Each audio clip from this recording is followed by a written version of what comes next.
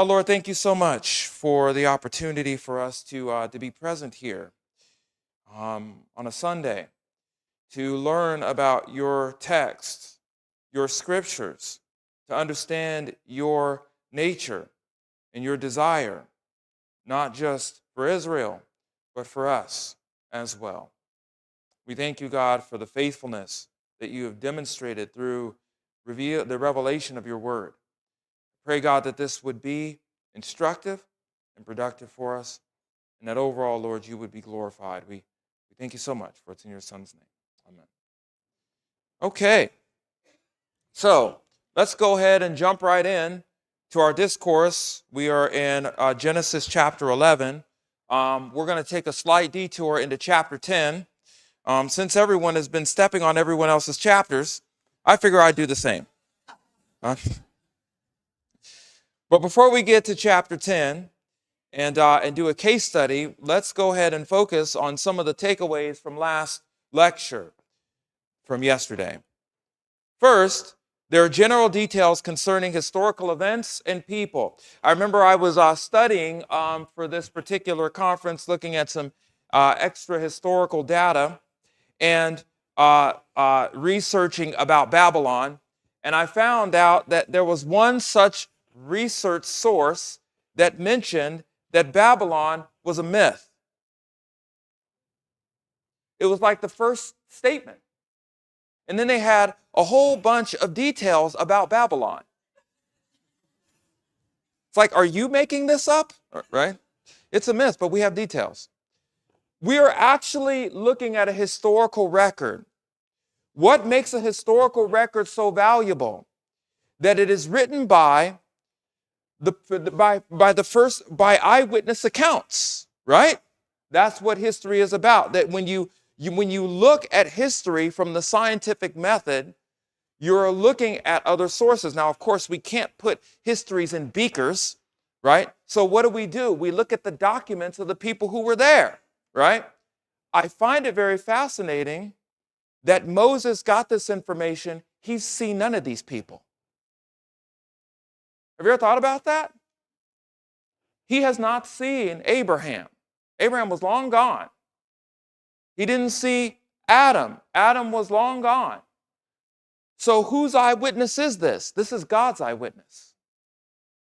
That's kind of neat, right?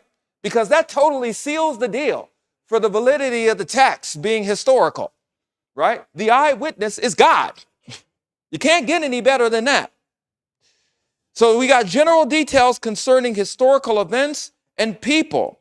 There's a certain focus on some of these events throughout history. I hope that we've demonstrated this, right? That we, especially in the genealogies, that you see a pattern and then the pattern breaks, right?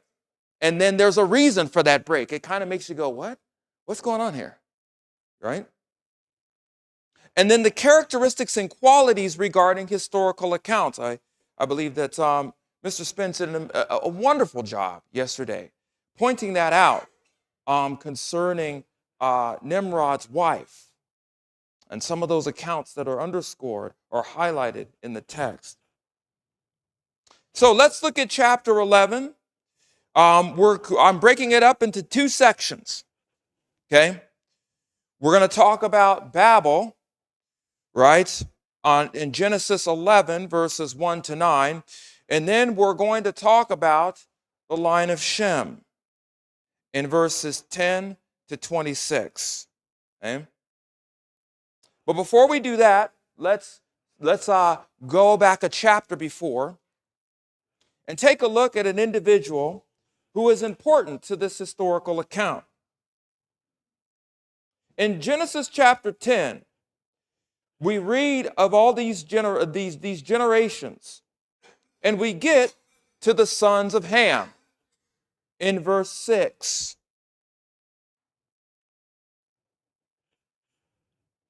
It says, the sons of Ham were Cush and Mizraim and Put and Canaan.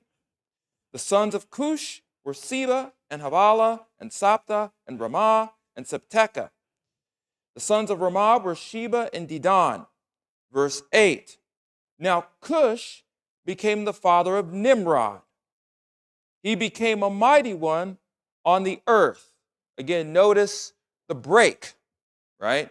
We've got these names, we've got the repetition, and all of a sudden we hear a break. So that means that this person, who's Nimrod, as Mike pointed out yesterday, is extremely important. Cush became the father of Nimrod, verse 8. He became a mighty one on the earth. He was a mighty hunter before the Lord. Therefore it is said, like Nimrod, he is a hunter before the Lord. So if this break is important, it ought to be, since we are divorced from that time period, the geography, we do not live there. We did not live there back then. It's important that we study some of the usages of the words here and what they mean. We do not know Nimrod, so we cannot ask him, but we have the historical record. So we see Ham and Cush, and then Cush became the father of Nimrod. So, if that's the case, let us investigate Nimrod.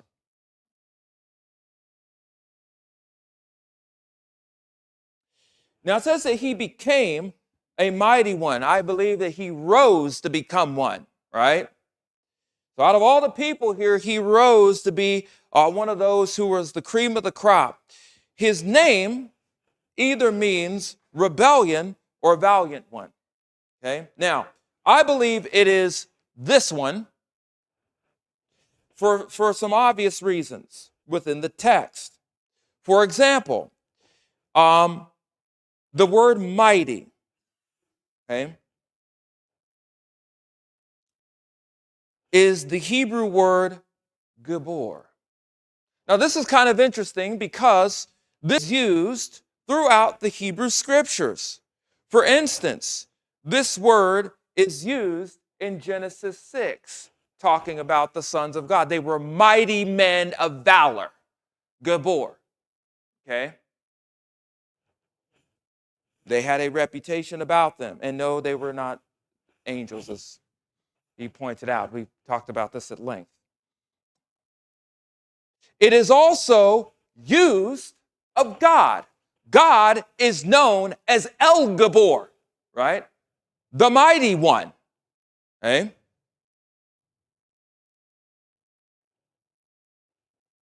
This word, too, is also used. As a matter of fact, we use this particular verse, we use it for this particular time of year, during Christmas. Turn with me, if you will, to Isaiah chapter 9.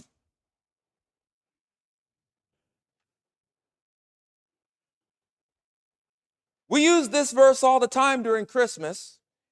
I know the reason why we use it, although it's not about Christmas. Isaiah chapter 9.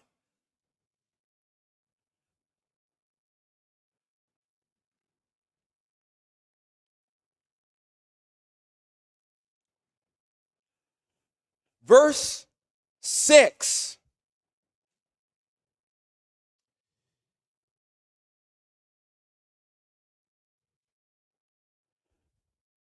It says, "For a child will be born to us.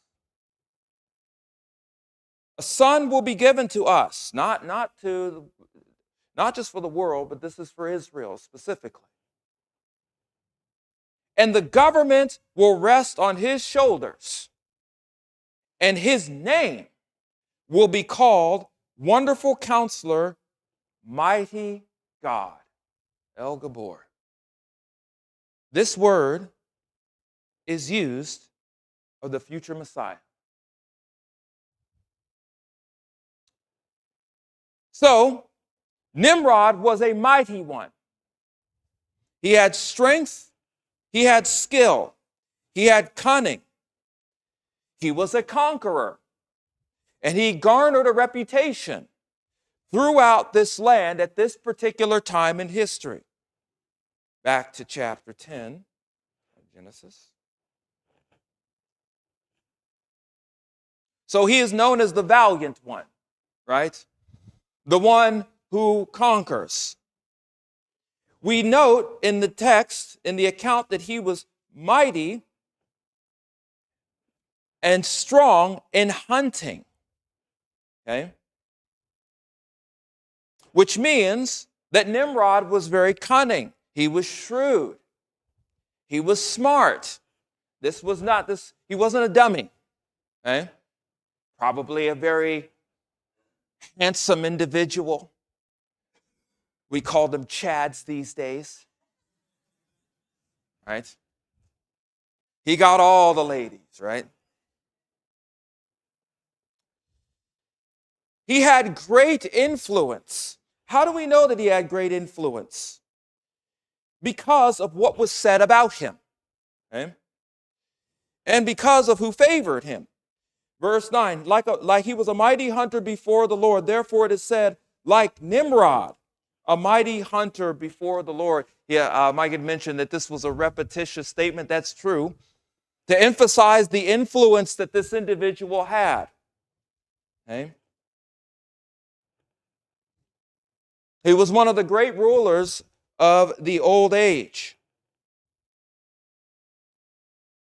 Before the Lord, this is an interesting statement here. What does this mean? In chapter 10, verse 9 of Genesis, we see this stated twice. Okay? Before the Lord, before Yahweh. Well, when this phrase is used throughout the Hebrew Scriptures, this is discussing the physical presence of God, either by his appearance or even the glory of God that rested on the tabernacle or the temple. When the priests would present their offerings, they would do so before the Lord. Okay? Because remember, the glory of God rested on this place. So again, this is not talking about, Nimrod, like I said yesterday, whenever they do movies or renditions like this, they have the, Noah or Abraham has wild hair, looks like Weird Science. And, and they have the big, huge panoramic view, right, in the sky, right? And you hear, right? No. I believe that Nimrod and the Lord were present, both of them. And because of that, people recognize that. Now, because of all of these qualities that outline Nimrod, again, he became a powerful, influential, great, influential ruler. Okay? Because of this, Moses, by way of God, begins to detail the establishment of this individual's kingdom and the places that he ruled and that he conquered and he established. In verse 10, we read, the beginning of his kingdom was Babel and Erech and Akkad and Calneh in the land of Shinar. Erech is a city that was built, and that was located in southeast Iraq, which is Shinar. Okay? Akkad, again, was established in central Iraq. So he's just going and just building these cities all over Iraq. Mention Calneh. This is verse 10. This was a city located in northern Syria,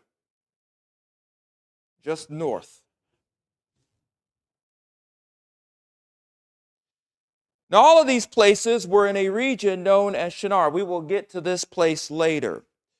Okay? It seems that he built and established some of these cities within his kingdom in these areas, but he went further than this. Okay? As the text says, he went from that land, that is the land of Shinar, he went forth into Assyria. And he built 3 specific cities in Assyria. One of them was Nineveh. Now we know Nineveh, right, as he mentioned before, from the inspired movie of the Veggie Tales.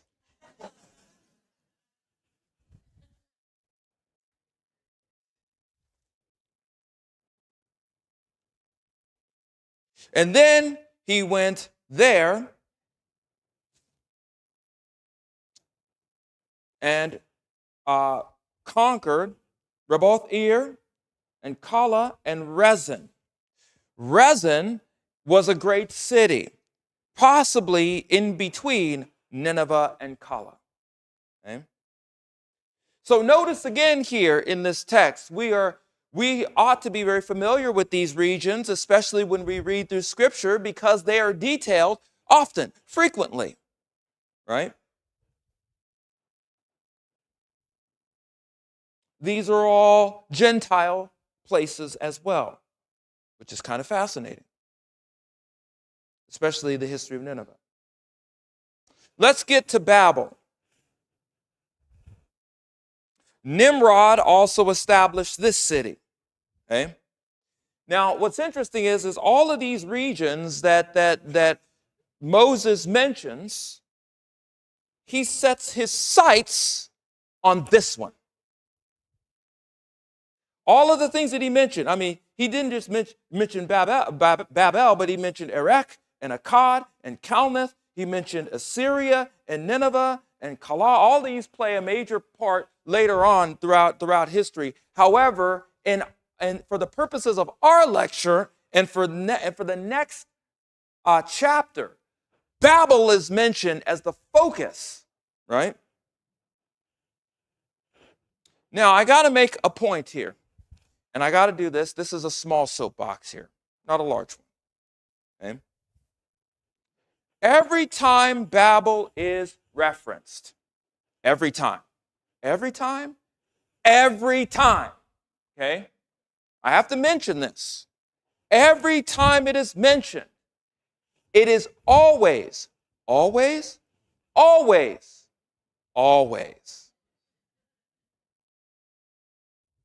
the physical region. It is never spiritualized. Ever. Okay? Babel is always referenced as the location of the place that it was established by Nimrod. I have to bring this up because when we read the historical narrative in Genesis, we have no problems. But then when we get to Revelation, we got all sorts of issues. Okay? People think Babylon is Rome. People think Babylon is New York. People think Babylon is, take your pick. Okay? People think Babylon is Joe Biden or whatever. They're out there. It's crazy. Okay? But that's not it. Babylon is Babylon, period. Okay? And by the way, just as Babylon had influence in this time, it strikes me as very amazing that Babylon will have influence before the second coming.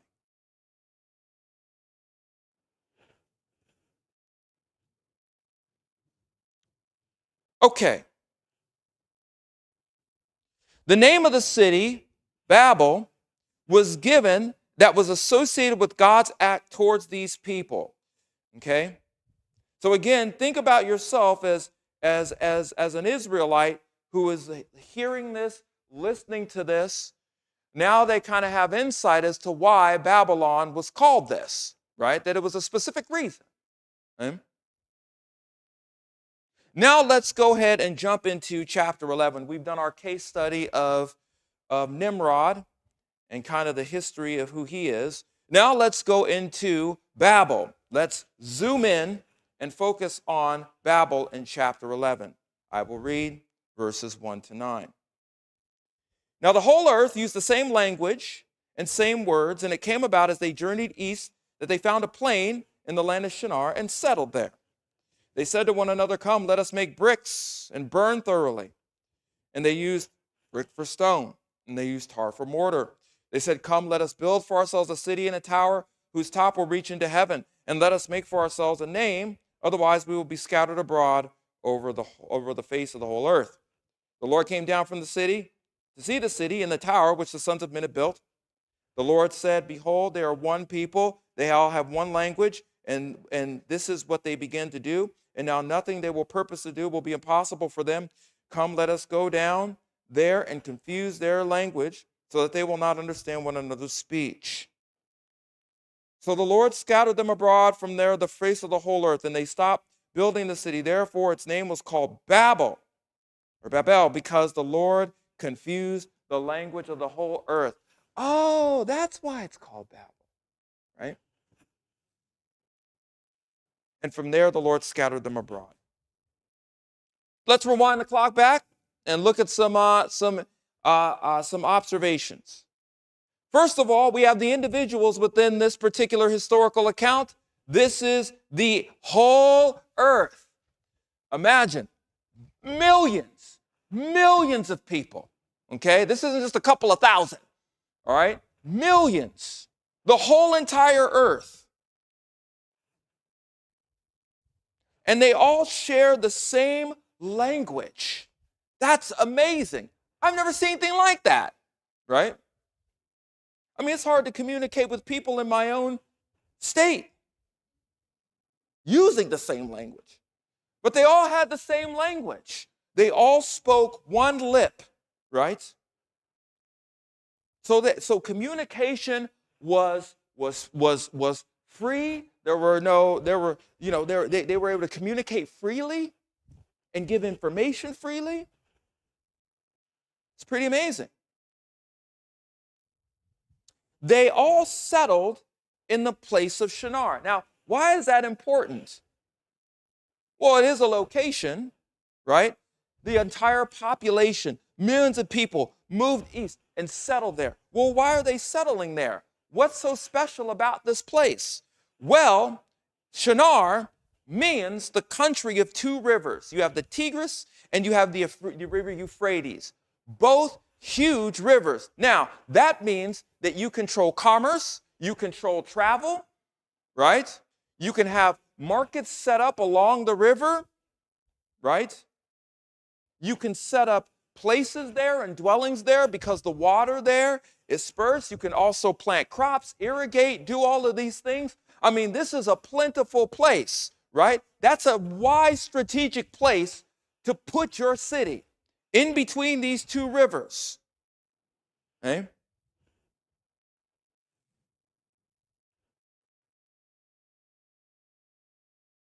So, they are there in the land of Shinar, the country of Iraq. Okay?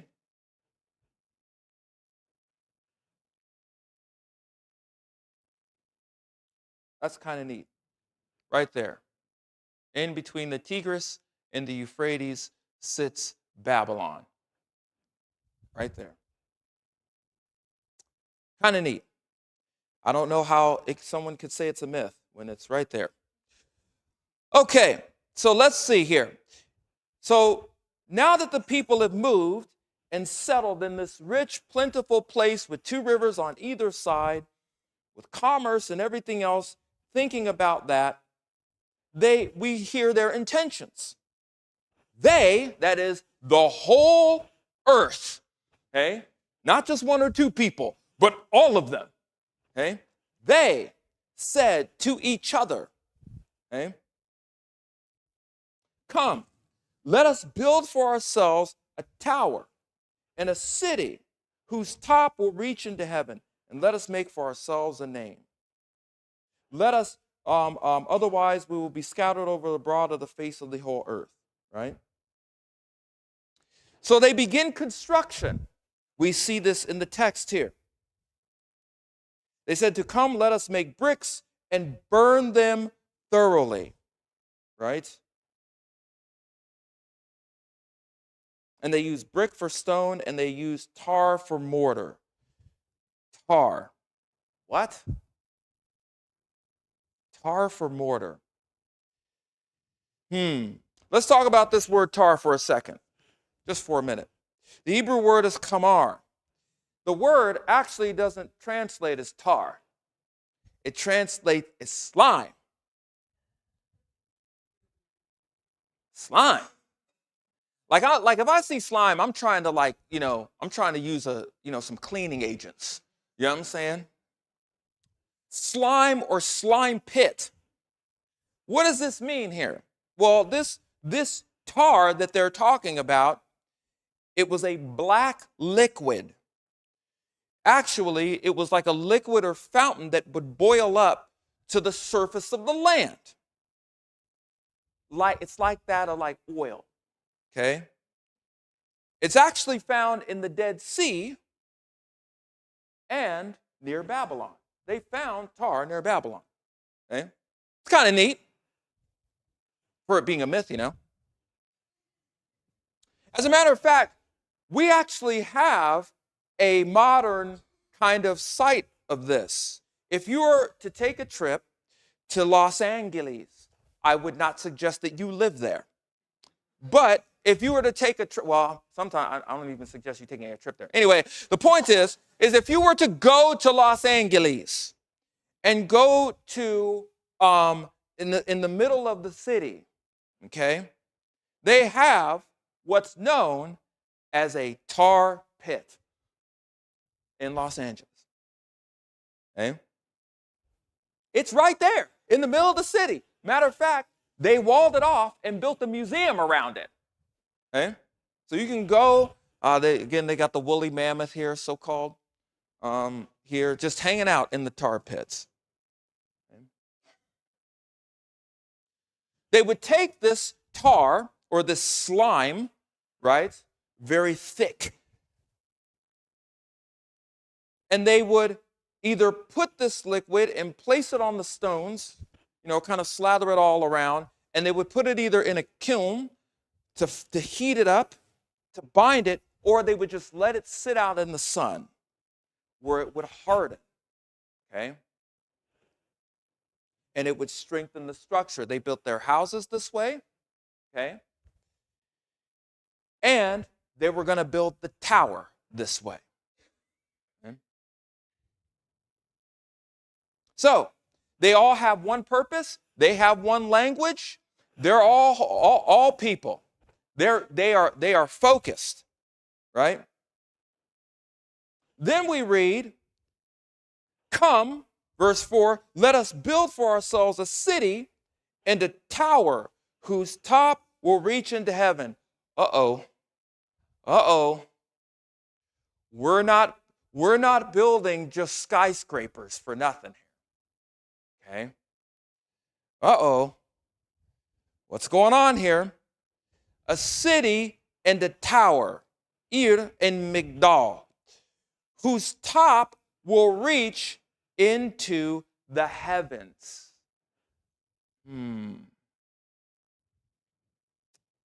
Well, I mean, there's nothing wrong with that per se. However, what is the purpose of why they're building this? Come, let us make a name for ourselves.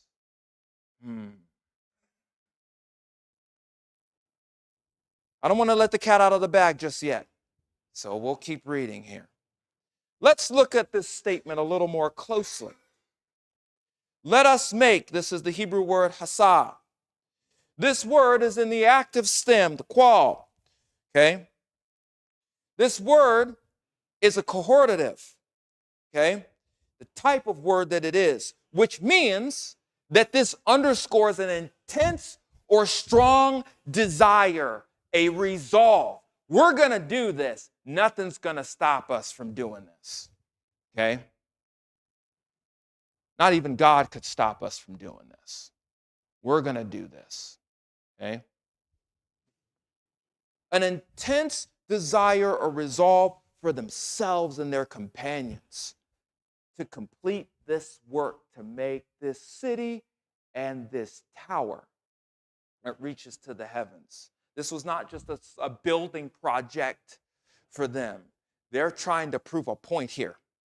Okay?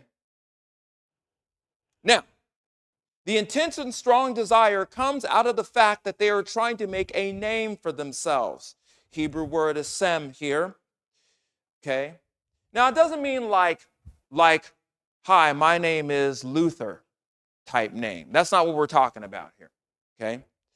This word here has the usage within this text. It is translated famous, renowned, or name. This refers to this group's status or reputation. They're trying to establish themselves.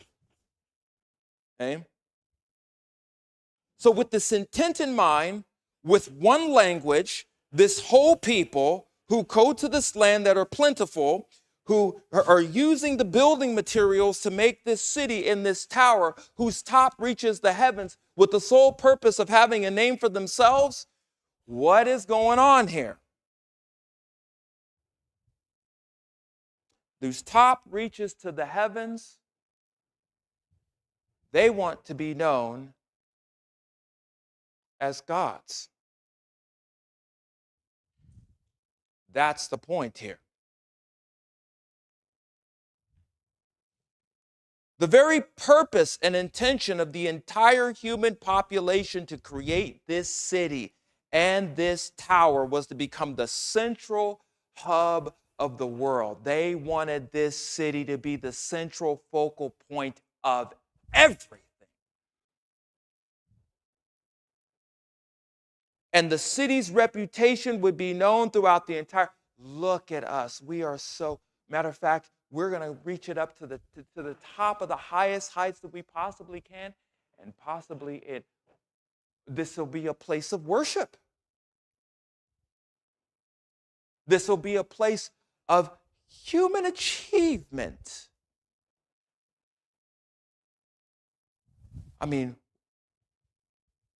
it's like we're deity.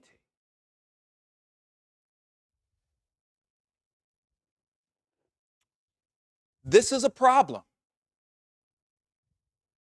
Because again, if you have one world that has one language and one purpose with the sin nature,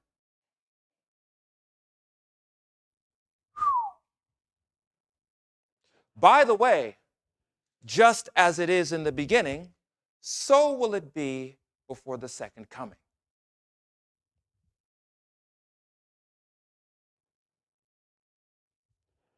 High idolatry, high violence, and wickedness.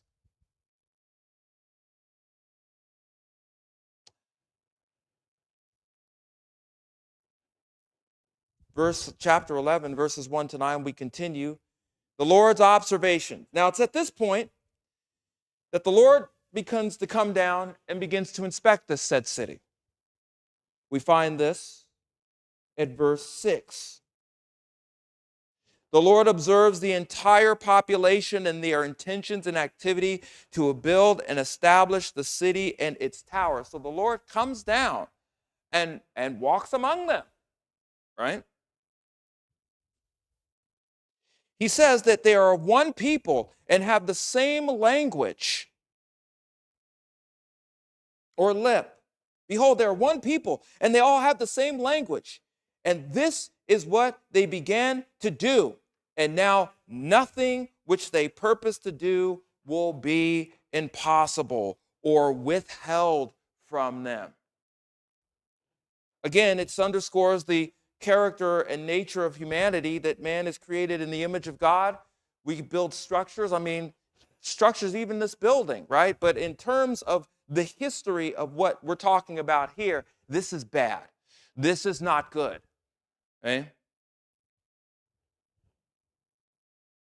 God mentioned that since they were one people, the entire population, and have one language, nothing will be withheld from this whole population. They will do things that they can only imagine.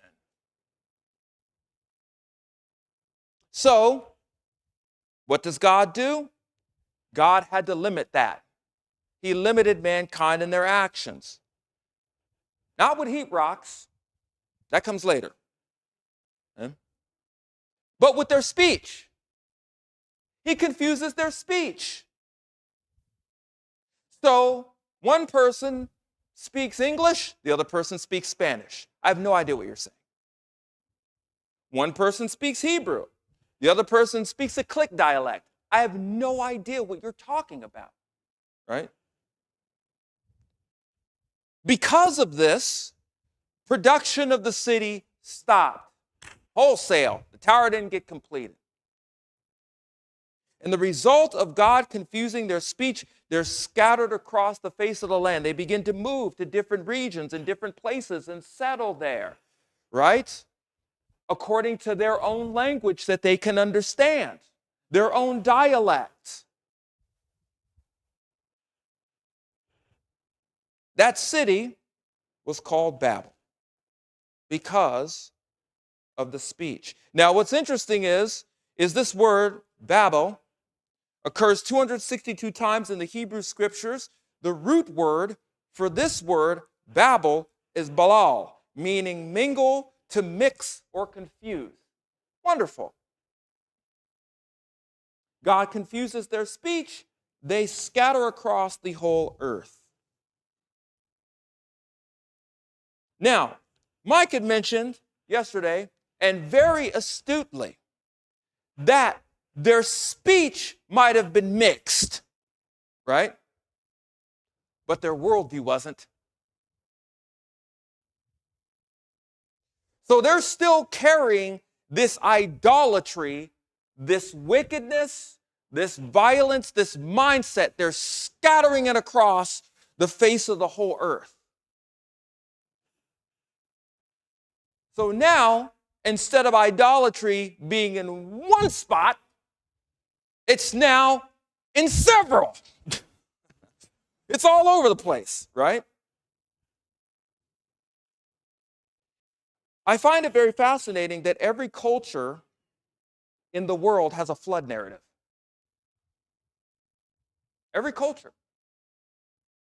Where do you think that comes from? Maybe it's just a myth. No. The reason why there's a flood narrative, and we're talking global flood here, not local, is because this was passed down. This happened. But we also, again, have the idolatry, we have the wickedness, we have the mindset, again, that is hostile to God, and now it's in all of these other regions, and all of these other places, and albeit all other nations that are established here. Now, this would be of importance to the Hebrew people because what did God deliver them from out of? Not just Egypt, but the idolatry of Egypt too. The harsh worldview that subjugated individuals. The harsh worldview that gave them a wrong idea about reality. With every single chapter of Genesis, God is rewriting and rewiring their history. They have not gotten this. God is teaching them about who they are because they didn't get that in Egypt. Okay, let's keep moving here. Again, it's worth repeating. So nice, I got to do it twice. Every time Babylon is used, it refers to the physical, geographic region. Don't ever forget that. Okay? If I come back here and hear you talking about, I think that I'm not even going to let you finish your sentence. Okay? Mike won't either.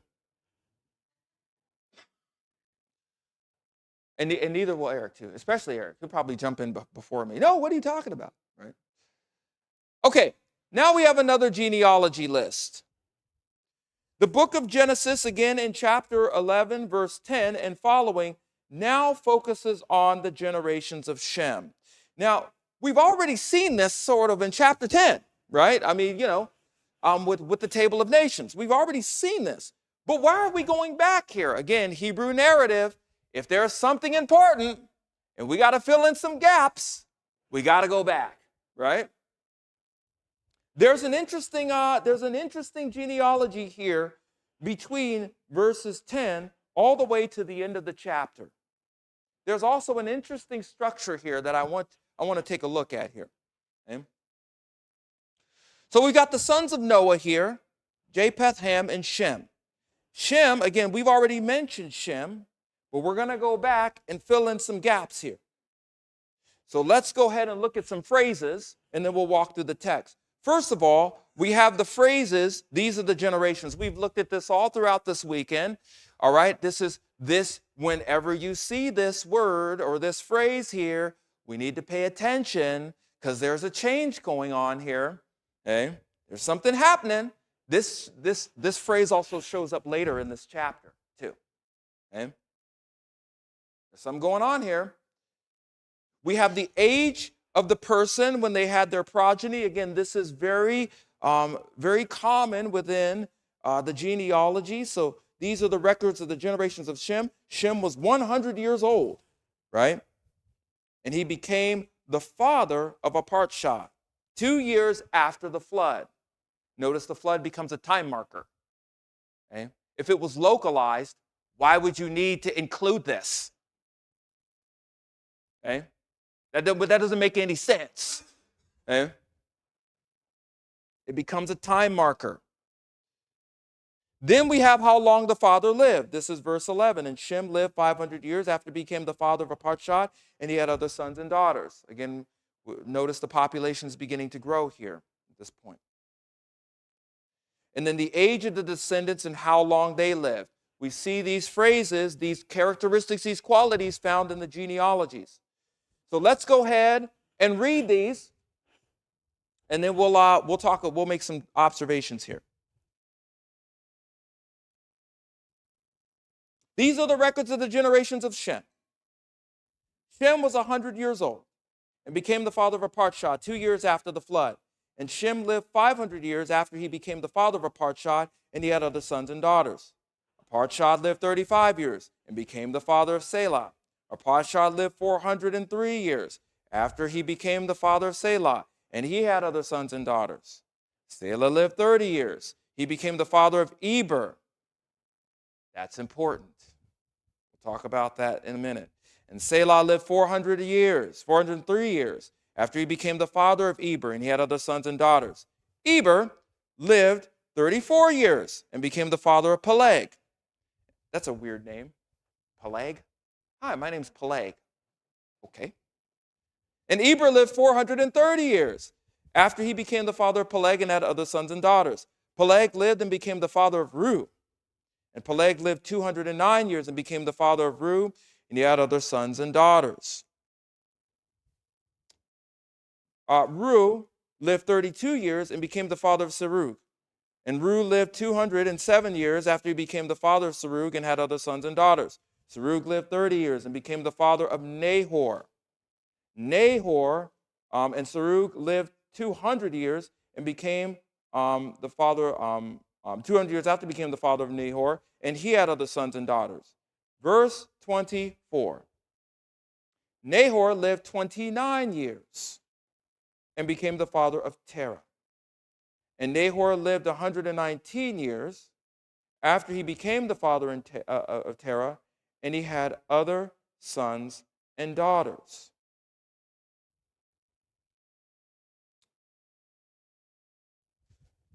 Now, we get to Terah, verse 26. Terah lived 70 years and became the father of Abram, Nahor, and Haran. Notice verse 27. What repeats? These are the generations. Why are we stopping? You got to ask these questions. Why are we stopping? Can't we just continue on? I mean, we were rolling pretty good here, and now we changed the scene. This also happens in chapter 11, verse 9, right? We're talking about Babel. Now we're talking about generations. That's an odd transition. If I was a writer, I wouldn't write like this, right? It would break the motion. You know what I'm saying? You want to keep the story going, but these breaks are important. Moses emphasizes another lineage with these words.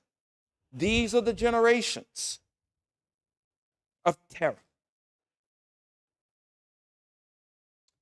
Now, what I find fascinating about this is this particular phrase that is used when it shows up, especially here, is very similar to the ending of Noah and his 3 sons.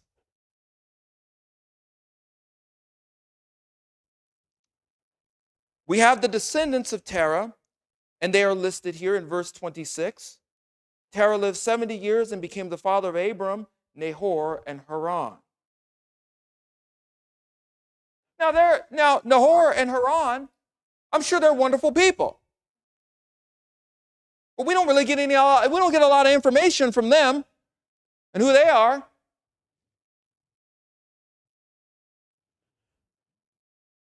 Why is the focus on Abram? You know what I find very fascinating about this is that chapter 6 of Genesis begins with a similar construction in Genesis 11. This construction marks a unique event. We're getting ready to, in other words, when they heard this, these are the generations, this was something that they were supposed to lean into. Like, what? In chapter 6, the event was the flood. Right before, because it mentions Noah and his sons, and then the flood begins, right? The narrative for the flood. In this chapter 11, I should say 9, but it should be 11. In chapter 11, we find that in the next chapter, God is going to call Abraham out of paganism and establish a covenant with Abraham. The table of nations had been set, scattered across the earth. The population is growing. Idolatry is rampant, especially during this time in Mesopotamia, during this time in northern Iraq, and in central Iraq. And now we find that one person out of all of these genealogies is getting ready to be called by God out of this country.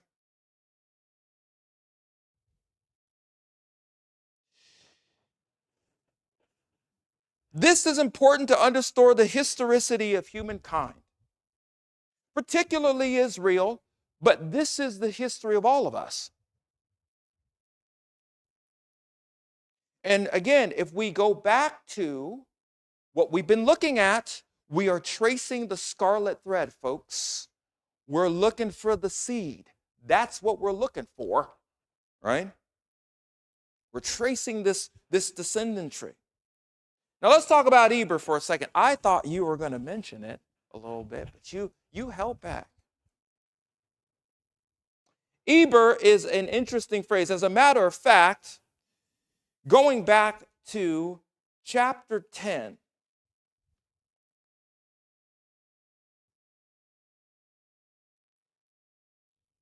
concerning Shem, verse 21. Again, Mike mentioned this, man. I love you for it.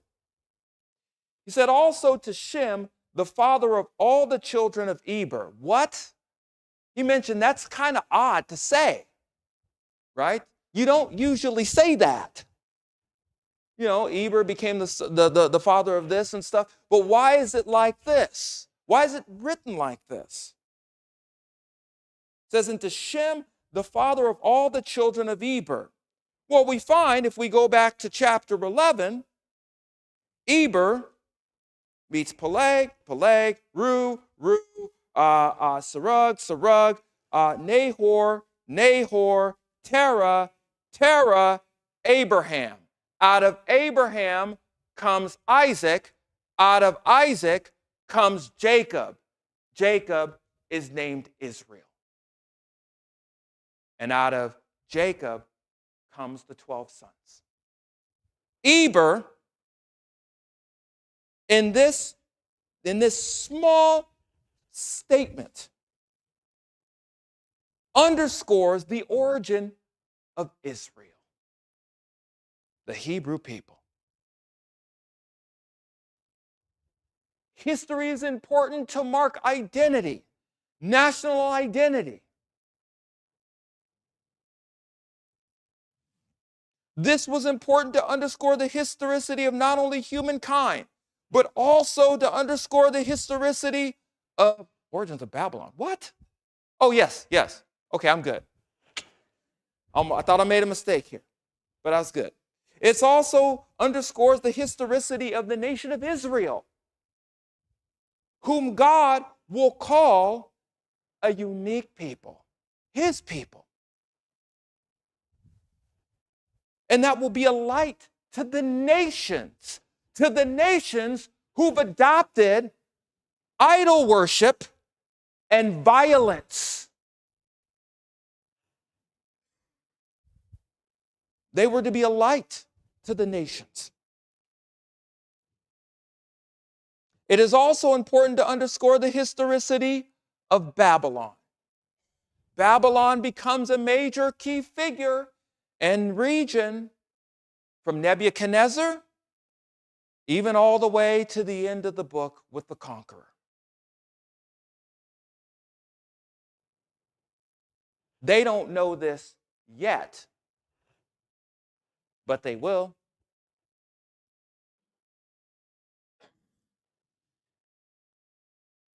Again, this is also important to underscore the historicity of humankind and the origins of nations detailed in the scriptures. All of the people, all of the wars, all of the battles, all of the conflicts that Israel deals with, the enemies of Israel are listed in the Hebrew scriptures. We have the Iranians mentioned. We have the Assyrians mentioned. We have the Chaldeans mentioned. And the Arabs. All of these mentioned within this text.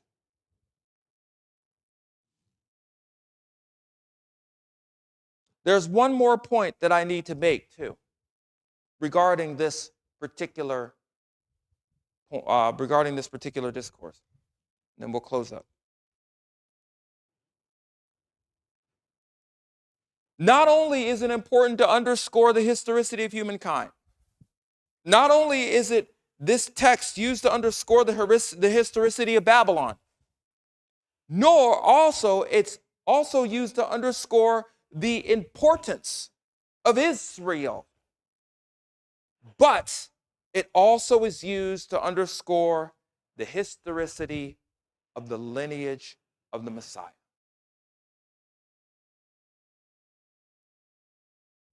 A couple of passages for our discussion. Turn with me to 1 Chronicles, another history book.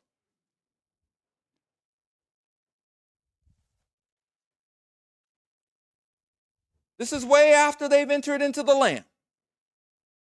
And you might find something very curious about this passage. Chronicles chapter 1.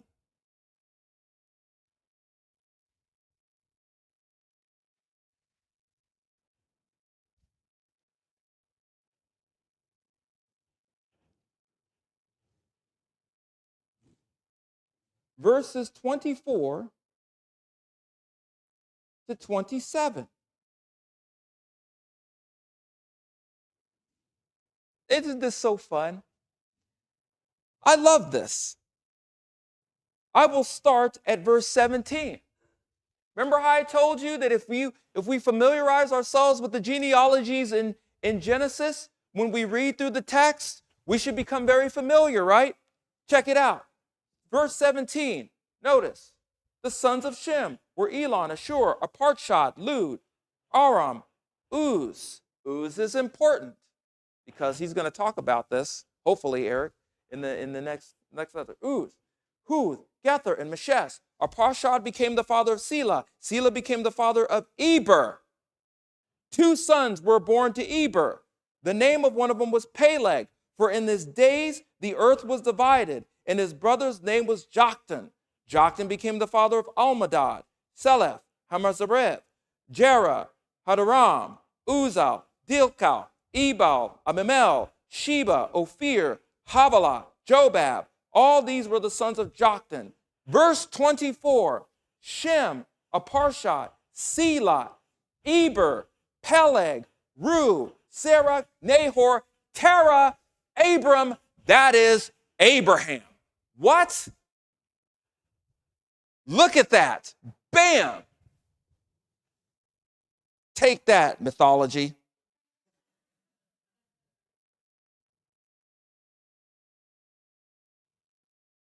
Abraham. Amazing.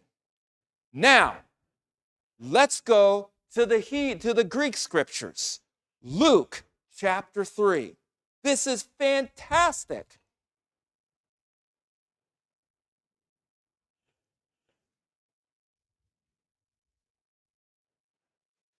Luke chapter 3.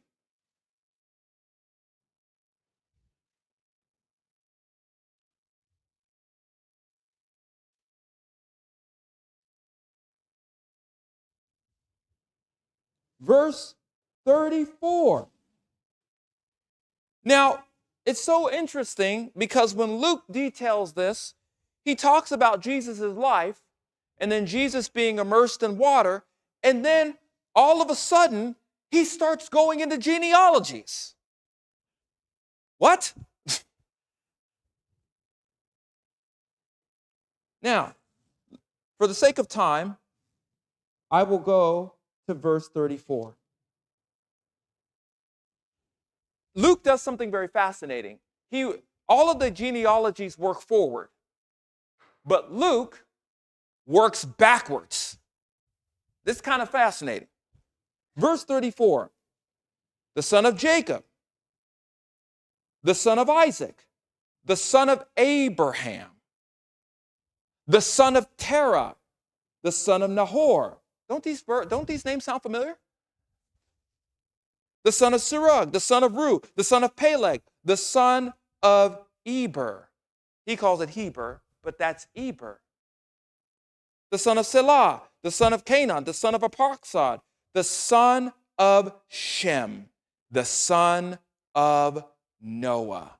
Noah, Shem, Arpachshad, Selah, Canaan, Selah, Eber, and then all the way back to Abraham, which leads us to Christ. Genealogies are important. Especially for this text. Why? Because it demonstrates and underscores the historicity of the text. We can trust it.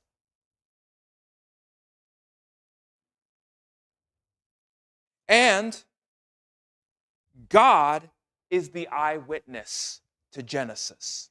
Moses wasn't there when God spoke creation, but God was. Moses wasn't there when Eve and Adam ate from the tree, but God was. He wasn't there when Abel murdered Cain, or Cain murdered Abel, but God was. He wasn't there to see the wickedness of the earth before the flood, but God was. He wasn't there to see Noah go into the ark and have the world judged, but God was. You get the picture? Man. Thank you so much for inviting me. This is fantastic. Let's go ahead and pray and thank God for his historical account given to us to know. Lord, it is absolutely right that everything that we need to know concerning history, concerning philosophy, concerning wisdom and knowledge, concerning our origins and your nature is found in Genesis. We only looked at 12, we're looking at 12 chapters, and yet you have taught us so much. You've taught us that you keep your promises. You've taught us that you're faithful. You've taught us that you're gracious. You've taught us about our mindset and how we have become hostile. And you've taught us we have an enemy, and you've taught us how you're going to fix everything. Thank you again so much for your grace and your wisdom. You are truly the only wise God. For it's in your Son's name.